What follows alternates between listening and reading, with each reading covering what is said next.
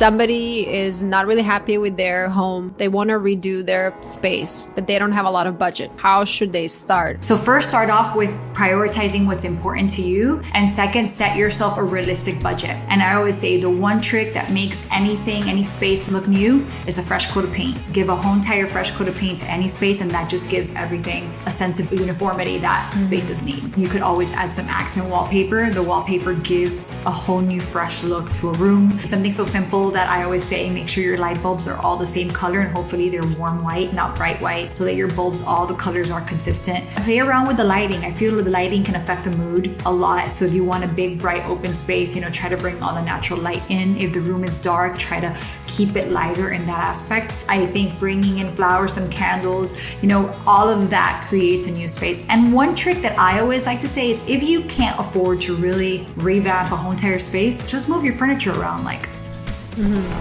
kind of like that. That's move everything around, create different layouts, and it makes a whole new space. We do it literally on the weekends. We're like, babe, you want to move this bookshelf? That's what interior designers do. Play around with it, rearrange things, rearrange the way you have accessories, and it gives it a whole entire new life without you spending a dime.